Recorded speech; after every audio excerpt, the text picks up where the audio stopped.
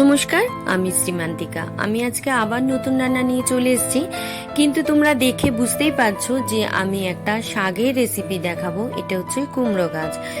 কিন্তু এখান থেকে আমি কুমড়ো গাছ থেকে ডগাগুলো কেটে নেব। কিন্তু তার আগে দেখাবো কুমড়ো গাছটা কোথা থেকে উঠেছে।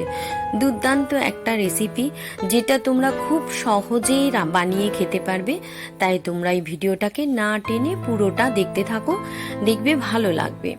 তো গাছটা অনেক দিন উঠে গেছে, কিন্তু কোথা থেকে উঠেছে সেটা তোমাদের দেখাই। তো আমার এখানে একটা লেবু গাছও আছে টবের মধ্যে, পাতি লেবু গাছ, খুব সুন্দর লেবুও হয়। তো এই গাছটা উঠেছে একদম নিচ থেকে, পোস্টের গোড়া থেকে। কেউ নিশ্চয়ই ওখানে দানা ফেলেছিল, একটা গাছ বেরিয়েছিল, আমি তাকে দড়ি বেঁধে আমার ব্যালকনিতে তুলে দিয়েছিলাম। তো দেখো এখন গাছটা কি সুন্দর হয়েছে। তো আমি এখন এই যে ডগাগুলো হয়েছে সেই ডগগুলোকে কেটে নেব। তো ডগগুলো কেটে নিয়ে আমি ঘরে চলে এসেছি। দেখো কি সুন্দর কচি কচি কুমড়ো শাকের ডগ। তো এখন আমি শাকটাকে ভালো করে ছোট ছোট করে কেটে নেব। তো শাকগুলোকে কেটে নিয়েছি। তো এখন আমি এর সঙ্গে নিয়ে নিয়েছি একটা আলু, যাকে 4 ভাগে ভাগ করে নিয়েছি। এখন আমি বেসিনের মধ্যে জল দিয়ে দেবো, দিয়ে শাকটাকে ভালো করে ধুয়ে নেব।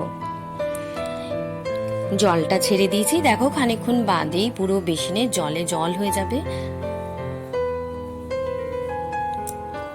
দেখো কত জল হয়ে গেছে। আমি বেসিনেই শাকটাকে ধুয়ে নিচ্ছি। খুব নরম, আর কুমড়ো শাক বেশি বুড়ো নিলে একটা কেমন শখ খসখসে হয়। তো আমি এখানে শাকগুলোকে কেটে নিয়েছি। এর সঙ্গে কি কি মশলা নিয়েছি সেটা দেখো। এখানে নিয়ে নিয়েছি বড়ি, নিয়েছি নুন, চিনি, কাঁচা সর্ষের তেল, আর 4-5টা শুকনো লঙ্কা। আর তোমরা যে যেরকম ঝাল খাবে সে সেরকম শুকনো লঙ্কা ব্যবহার করবে। আমি প্রথমে এখানে প্রেসার কুকার বসিয়ে দিয়েছি। প্রেসার কুকারের মধ্যে কেটে রাখা শাকগুলো সবটা দিয়ে দেব।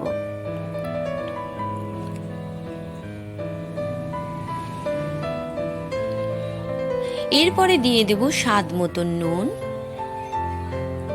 স্বাদ মতন চিনি। আমি শাকের মধ্যে কোনো জল ব্যবহার করব না। এখন আমি প্রেসার কুকারটাকে বন্ধ করে দেব। দেওয়ার পরে একটা সিটি দিয়ে নেব। শাক তো একটা সিটিতেই সিদ্ধ হয়ে যাবে।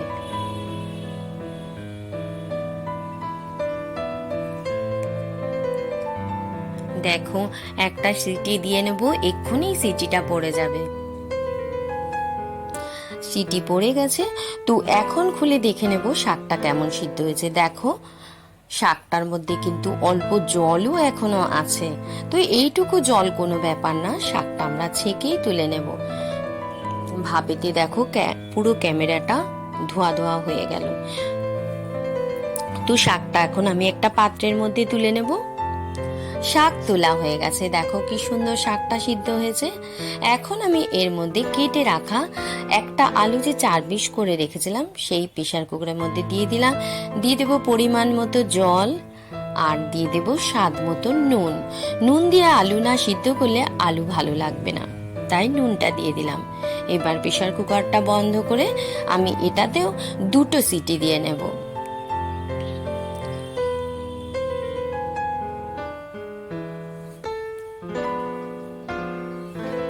ওদিকে প্রেসারে আলুটা বসিয়ে দিয়েছি, আর এদিকে আমি ইন্ডাকশন ওভেনে একটা কড়া বসিয়ে দিয়েছি। কড়ার মধ্যে পরিমাণ মতো সর্ষের তেল দিয়ে দেব।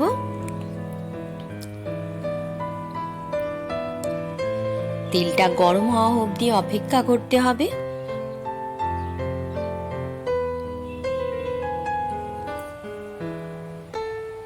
তেল গরম হয়ে গেছে। এখন আমি ওই 3-4টে শুকনো লঙ্কাকে আগে ভেজে নেব। তবে সবাইকে অনুরোধ, কেউ ভিডিওটা টেনে দেখবেন না, তাহলে কি শাকটা আমি কিভাবে বানাচ্ছি সেটা বুঝতেই পারবেন না। আর দ্বিতীয় কথা হলো, আপনারা দেখতে দেখতে আমার চ্যানেলটাকে সাবস্ক্রাইব, লাইক, শেয়ার করতে ভুলবেন না। আর লঙ্কাটা ধিমে আঁচে ভাজবেন, তাহলে এরকম লাল লাল টুকটুকে দেখতে হবে। এরপরে আমি ওই তেলের মধ্যে বড়ি কটা ভেজে নেব। আমি এখানে 10-12টা বড়ি দিয়েছি, আপনারা চাইলে বেশিও দিতে পারেন। বড়িটা একটু ধিমে আঁচে ভাজবো আস্তে আস্তে, যাতে মচমচে হয়ে যায়। একটু লাল লাল করে ভেজে নেব। এই রান্নাটা যদি আপনারা বাড়িতে বানিয়ে খান, তখন আর কুমড়ো দিয়ে, মাছের মাথা দিয়ে, এটা দিয়ে সেটা দিয়ে খেতে ইচ্ছেই হবে না, বারবার মনে হবে এইভাবেই রান্না করে খাই। তো আমার এখানে বড়িটা ভাজা হয়ে এসেছে, আমি বড়িটা একটা পাত্রের মধ্যে তুলে নিলাম। এখন আমি একটা স্টিলের পাত্রের মধ্যে লঙ্কাগুলো নিয়ে নেব। এর মধ্যে সামান্য একটু নুন দিয়ে দেব। নুন দিয়ে শুকনো লঙ্কাটা যখন আমি চটকাবো, একদম পুরো গুঁড়ো গুঁড়ো হয়ে যাবে। দেখেছো কেমন মচমচে হয়েছে, হাত দিয়ে এরকম করছি, গুঁড়িয়ে যাচ্ছে। খুব জ্বালা করবে জানো তো, হাত দিয়ে লঙ্কাটাকে গুঁড়ো করছি। আগের দিন এরকম হয়েছিল আমার। দেখো, পুরো লঙ্কাটাকে আমি গুঁড়ো করে নিয়েছি। এখন আমি একটা পাত্রের মধ্যে ভাজা বড়িগুলো নেব, নিয়ে হাত দিয়ে ভালো করে গুঁড়ো করে নেব।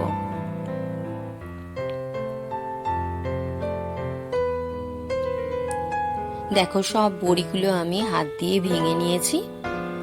এরকম আধ ভাঙা করেই রাখবে, তাহলে খেতে বেশি টেস্ট হবে। আর এদিকে দেখো, আলুটা আমার সিদ্ধ হয়ে গেছে।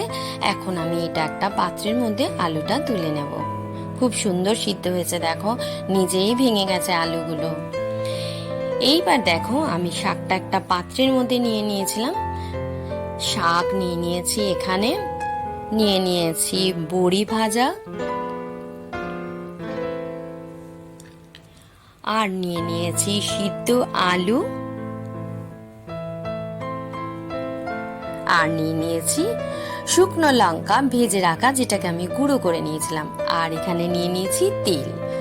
আর আমি এখানে নুন ব্যবহার করব না, কারণ সবকিছুতে আমি নুন দিয়ে নিয়েছিলাম। এখন প্রথমে আমি আলুটাকে ভালো করে মেখে নেব। এই যে মাঝে মাঝে একটা ছোট্ট হাত দেখতে পাচ্ছ, এটা আমার নাতনি টুপটুপ করে হাত বাড়িয়ে দিচ্ছিল। ওকে বারণ করছিলাম যে ক্যামেরার সামনে হাত আনতে না, কিন্তু শুনছিলই না, ছোট তো। তো এখানে আমার আলুটা মাখা হয়ে গেছে। এখন আমি শাকটার মধ্যে পুরো আলুটা দিয়ে দেব।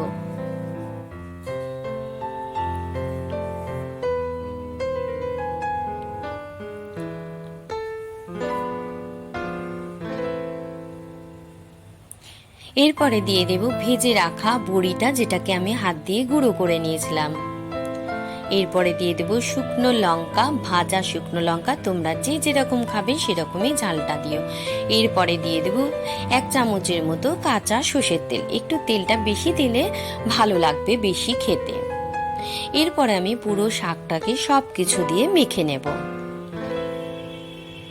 তোমরা যদি কেউ আগে খেয়ে থাকো তো আমাকে একটু কমেন্ট করে বলো, আর যদি না খেয়ে থাকো তোমাদের অনুরোধ, এইভাবে শাকটাকে খেয়ে দেখো। লাউ শাক, কুমড়ো শাক ভীষণ টেস্টি লাগে, ভীষণ ভালো লাগে। পরে আমাকে তোমরা কিন্তু খেয়ে কমেন্ট অতি অবশ্যই করো। তো আজ এই পর্যন্তই। আজ আসি, আবার আসবো নতুন রান্না নিয়ে। ততক্ষণ তোমরা সাবধানে থেকো, ভালো থেকো, সুস্থ থেকো। আর যেতে যেতে আমার চ্যানেলটাকে অতি অবশ্যই সাবস্ক্রাইব করে, লাইক করে, শেয়ার করে দিয়ে যেও।